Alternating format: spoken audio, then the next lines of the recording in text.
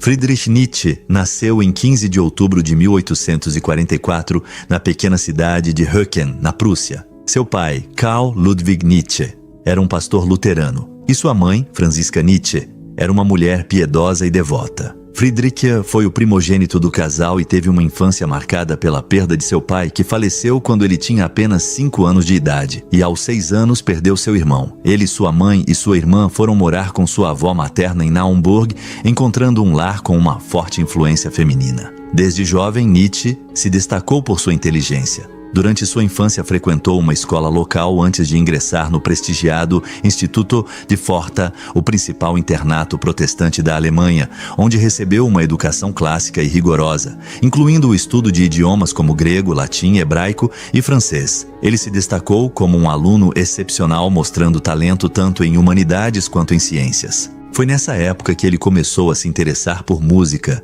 tornando-se líder de um clube de análise musical e literatura. Esse interesse o levou a desenvolver grandes amizades com figuras importantes da música. Em 1864, Nietzsche ingressou na Universidade de Bonn para estudar teologia e filologia clássica, com a intenção de se tornar um ministro religioso. No entanto, após apenas um semestre, abandonou seus estudos teológicos e perdeu sua fé, mudando-se depois para a Universidade de Leipzig, onde iniciou sua verdadeira reputação como filósofo. Foi lá que ele encontrou o renomado filólogo Friedrich Wilhelm Ritschl, que se tornou seu mentor e influenciou profundamente seu pensamento e sua abordagem filosófica. Nietzsche já expressava ideias revolucionárias influenciado por obras como A Essência da Religião, de Ludwig Feuerbach, que afirmava que foi o homem quem criou Deus e não o contrário. Nietzsche interrompeu seus estudos para servir como voluntário na Guerra Franco-Prussiana de 1870-1871. Embora seu desempenho militar tenha sido notável o suficiente para ser considerado seriamente para a promoção a capitão, sua carreira foi frustrada precocemente por uma lesão no peito enquanto tentava montar seu cavalo. No ano seguinte, em 1868, retomou seus estudos em Leipzig, onde conheceu e iniciou uma reconhecida amizade com o compositor Richard Wagner. Suas ideias o destacaram tanto que, aos 24 anos, tornou-se o primeiro professor de filologia clássica da Universidade de Basileia, na Suíça. Ainda não havia concluído sua tese de doutorado, exigida para obter o título alemão, mas a recomendação de seu professor Frederick William Merritt foi tão efusiva que convenceu a Universidade de Basileia de que não havia visto nenhum pensador como Nietzsche em seus 40 anos como professor, sem avaliar seus escritos até então. A Universidade de Leipzig então concedeu o título a Nietzsche, e ele assumiu a vaga na Suíça. Em um ano, foi promovido a professor ordinário permanente. Durante seus primeiros anos em Basileia, aprofundou sua amizade com Wagner, a quem visitava regularmente. Uma segunda participação militar durante a Guerra Franco-Prussiana o deixou com graves problemas de saúde, contraindo difteria e disenteria, e há especulações de que tenha contraído sífilis após visitar um bordel. Ele retornou debilitado pelas doenças. O remédio que lhe foi dado arruinou seus intestinos e então Nietzsche começou a fazer experiências com drogas que aliviaram temporariamente sua dor, mas provocaram ainda mais danos físicos subjacentes. Suas diversas doenças às vezes tornavam impossível comer ou dormir, então ele recorreu ao cloral, um sedativo poderoso na esperança de garantir algum tipo de alívio. No entanto, como Sue Prideaux observa em sua biografia sobre Nietzsche, doses incorretas desta droga produzem náuseas, vômitos, alucinações, confusão, convulsões, irregularidades respiratórias e cardíacas, todos os sintomas, na verdade, que Nietzsche estava tomando para aliviar. Em dezembro de 1875, Nietzsche escreveu uma carta a Erwin Rohde relatando que seu estado físico, as doenças estavam piorando e afetando cada vez mais sua sanidade. A cada 2 ou 3 semanas passo cerca de 36 horas na cama, em verdadeiro tormento. O inverno é o pior que já existiu. É tão difícil passar o dia que à noite não há mais prazer na vida e estou realmente surpreso com o quão difícil é viver. Parece que não vale a pena todo esse tormento.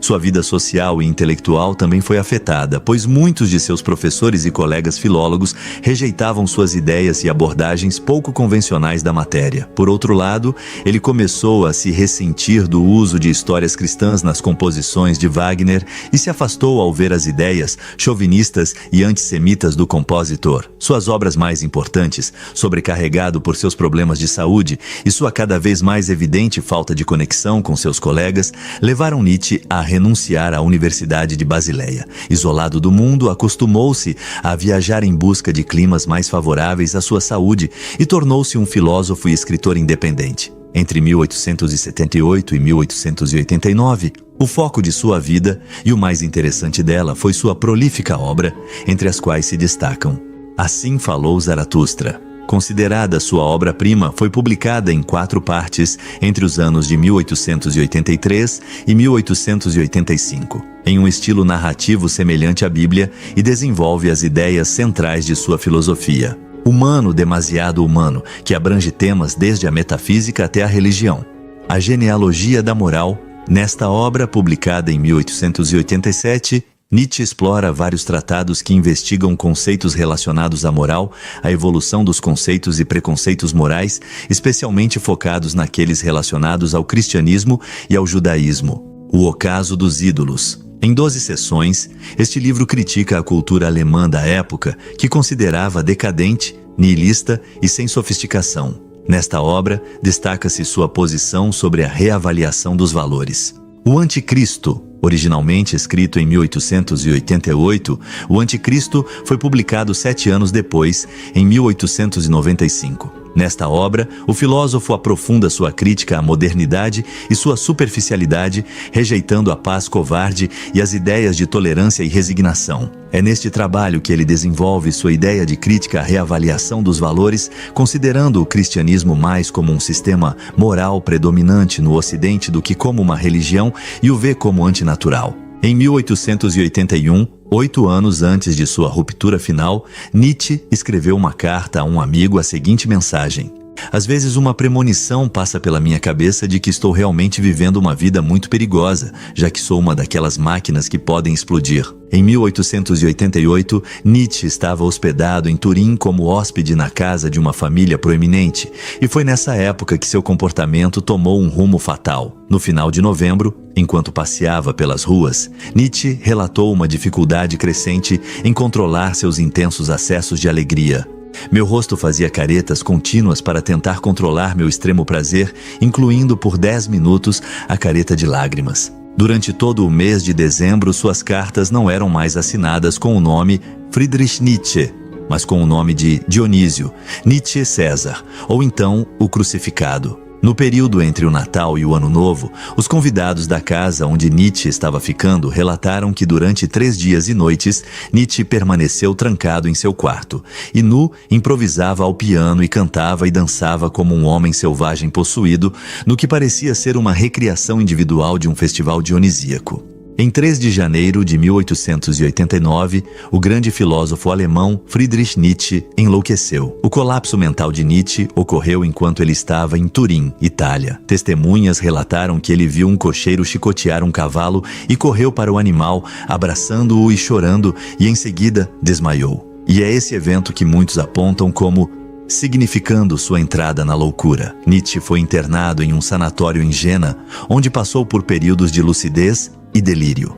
E em 7 de janeiro de 1889, Franz Overbeck, conhecido mais próximo de Nietzsche, chegou a Torino para trazer Nietzsche para casa, e dias depois, Overbeck relatou que Nietzsche estava inteiramente em seu mundo perturbado, do qual, na minha presença, ele nunca mais emergiu. Com bastante clareza sobre quem eu e outras pessoas éramos, ele estava na escuridão sobre si mesmo. Em todos os momentos, ataques mais intensos de canto e batidas no piano, ele saiu com fragmentos do mundo do pensamento que ele habitou recentemente. Às vezes, num sussurro, ele produzia frases de maravilhosa luminosidade, mas também proferiu coisas terríveis sobre si mesmo, como sucessor do Deus, agora morto, toda a performance continuamente pontuada no piano. 1 ano depois, Peter Gast, amigo de Nietzsche, o visitou. Ele escreveu o seguinte: ele não parecia muito doente.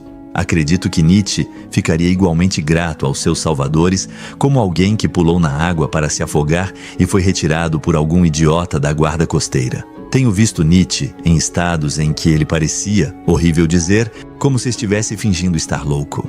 Como se estivesse feliz por ter terminado assim, Nietzsche nunca se recuperou e passou os últimos 11 anos de sua vida em completa escuridão mental. Depois de ficar internado em um asilo, Nietzsche foi para Hamburgo sob os cuidados de sua mãe. Após a morte dela, em 1897, ele foi levado para Weimar, onde ficou sob os cuidados de sua irmã. Passou seus últimos dias entre essas duas cidades alemãs e morreu em 1900. Devido ao desprezo de Nietzsche pelo antissemitismo, após sua morte, ele foi associado a Adolf Hitler e às ideias nazistas por muito tempo. Sua irmã, Elisabeth, foi responsável por essa grave confusão, iniciada por ela mesma e pela manipulação a que submeteu as obras do filósofo. Elisabeth casou-se com Bernhard Förster, um conhecido chauvinista e antissemita que cometeu suicídio em 1889, o mesmo ano do colapso nervoso de Nietzsche. Após cuidar de seu irmão até sua morte, Elisabeth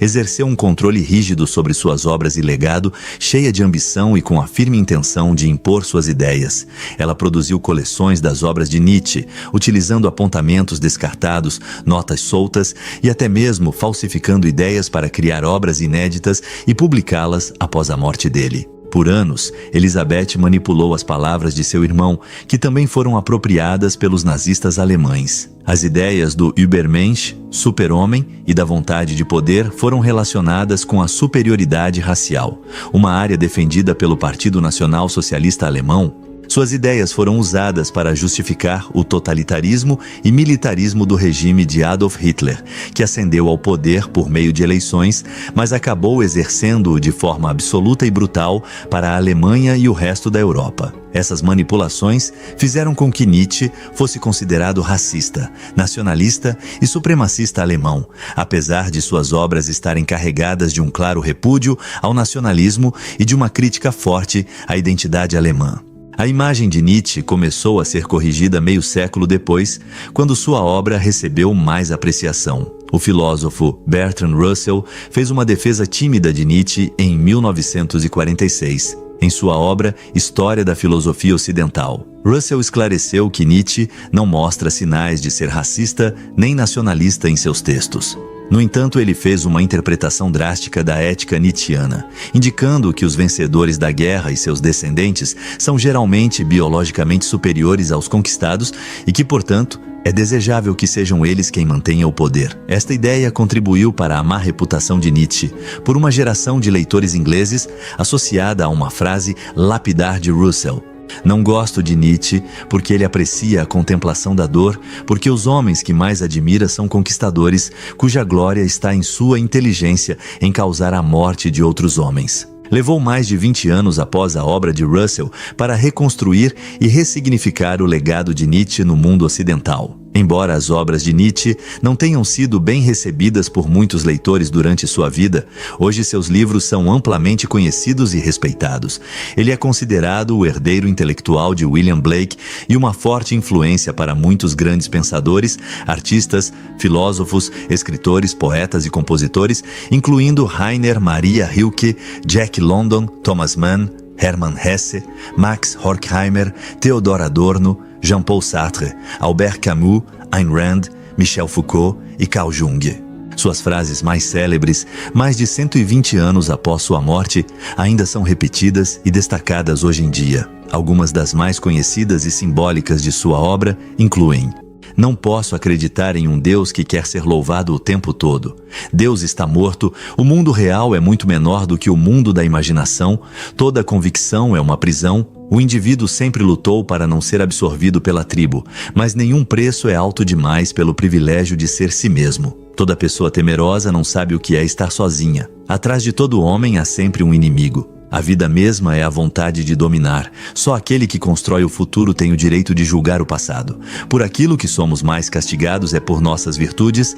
Não acreditaria em um Deus que não soubesse dançar. O que não me mata me fortalece. Odeio almas estreitas, sem bálsamos nem venenos, feitas sem nada bom nem mal." Embora tenha levado décadas, a reputação de Nietzsche foi restaurada e suas contribuições reconhecidas em todo o mundo. Sua história de vida é inspiradora, admirável e ao mesmo tempo dolorosa, considerando a maneira difícil como terminou. O legado de Friedrich Nietzsche ainda nos acompanha, suas obras continuam sendo uma referência obrigatória na filosofia ocidental, sendo influência e inspiração para inúmeros pensadores, artistas e filósofos contemporâneos. Mas afinal, Nietzsche realmente enlouqueceu? Nietzsche era um aventureiro disposto a suportar os riscos que acompanham uma descida às profundezas da mente, e suas explorações renderam descobertas notáveis. Sigmund Freud chegou ao ponto de observar que Nietzsche desenvolveu um conhecimento mais penetrante de si mesmo do que qualquer outro homem que já viveu ou que provavelmente viverá. Durante muitos anos, atribuiu-se esse declínio prolongado a uma paralisia atípica causada por sífilis. Outra hipótese aponta para uma degeneração dos vasos sanguíneos no cérebro ou um tumor nas meninges. No início do século XX, o etnólogo alemão Erich Podati enviou os registros médicos de Nietzsche a um punhado de médicos eminentes e, após receber o diagnóstico, concluiu: não há evidência de tal infecção sifilítica. Com toda a probabilidade, pode haver nenhum veredito definitivo sobre o assunto devido à inadequação dos dados. Mais recentemente, o filósofo Julian Jung observou que os sintomas da neurosífilis não é consistente com a condição de Nietzsche. Em 2003, o Dr. Leonard Sachs, notando a fraqueza da explicação da sífilis, propôs que a loucura de Nietzsche foi o resultado de um tumor de desenvolvimento lento no nervo óptico direito de seu cérebro. Embora plausível, Julian Jung novamente observa algumas fraquezas na explicação do tumor,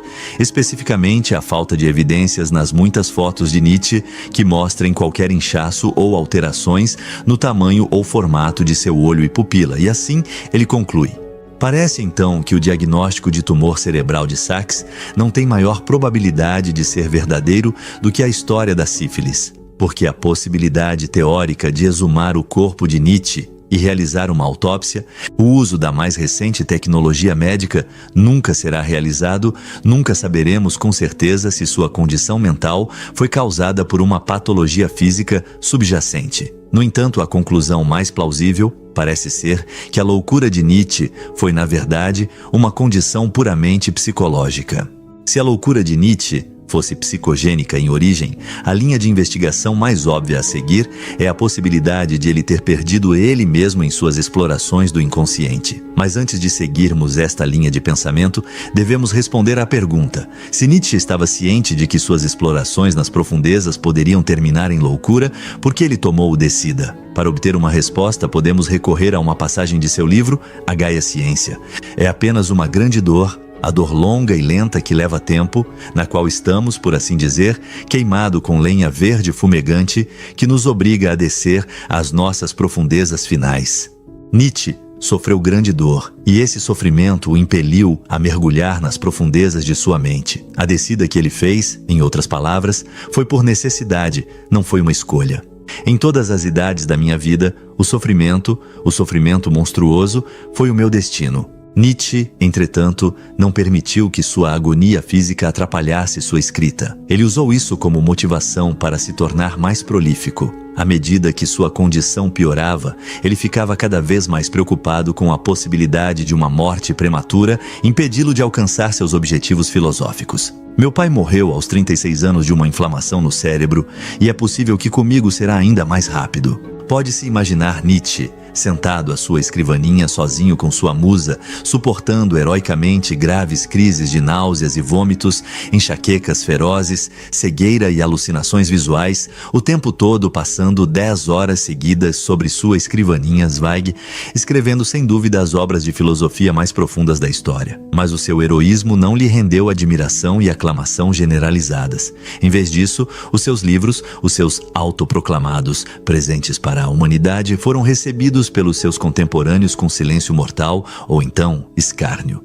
Embora eu esteja no meu 45º ano e tenha publicado cerca de 15 livros, ainda não houve uma única resenha mesmo moderadamente respeitável de qualquer um dos meus livros. As pessoas agora se ajudam com as frases excêntrico, patológico, psiquiátrico. 1 ano antes de seu colapso, ele escreveu em uma carta: "Dói-me terrivelmente que nestes 15 anos nenhuma pessoa tenha descoberto mim.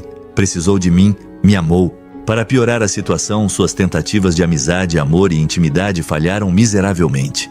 Quão raramente uma voz amiga chega até mim. Agora estou sozinho, absurdamente sozinho.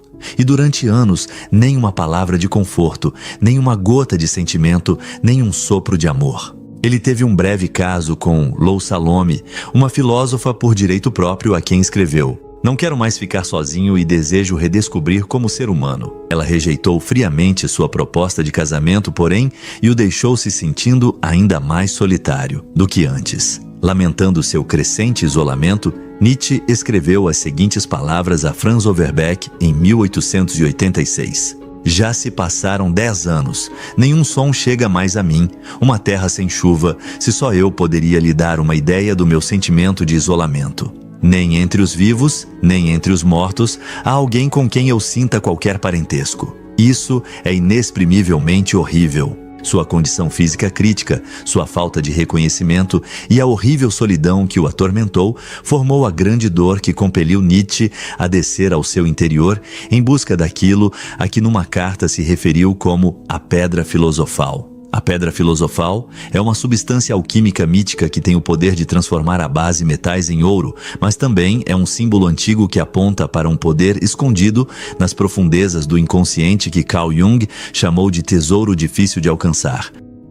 O tesouro difícil de alcançar é o poder de renascimento e renovação psicológicos, o santo graal da vida que os humanos têm procurado e ansiava desde o início dos tempos. Nietzsche desceu ao seu inconsciente em busca deste raro tesouro psicológico. Ele precisava do poder para transformar sua grande dor em ouro, em uma nova grande saúde e afirmação da vida. Mas Nietzsche sabia que para alcançar esse poder, teria de enfrentar as perigosas forças do inconsciente que ameaçam engolir a mente consciente em seu labirinto de profundidades. Este perigo foi expresso simbolicamente em inúmeros mitos ao longo dos tempos, um deles dos quais é o antigo mito grego de Teseu, que desceu ao Hades e cresceu rapidamente até as rochas do submundo, que dizem que a mente consciente, avançando para as regiões desconhecidas da psique, é dominada pelas forças arcaicas do inconsciente. Mas Nietzsche também sabia que se falhasse encontrar o tesouro do renascimento e da renovação nas profundezas do seu inconsciente, sua grande dor o deixaria louco. O perigo o envolveu por todos os lados. Anos antes de cair na loucura, ele escreveu uma carta a Franz Overbeck. O perigo curioso do verão é, sem medir palavras, a insanidade. Pode acontecer para algo que nunca pensei ser possível no meu caso, que eu deveria me tornar mentalmente perturbado. Meus impulsos e objetivos tornaram-se totalmente confusos e labirínticos, de modo que não sei mais como encontrar a saída. Em outra carta para Overbeck de 1882, ele explicou: "A menos que eu descubra o truque dos alquimistas para transformar essa sujeira em ouro, estarei perdido." Essa é a surpreendente história da vida de Friedrich Nietzsche. Será que ele se perdeu em sua descida nas profundezas? Ou se ele de fato achou o tesouro difícil de alcançar e fingiu loucura?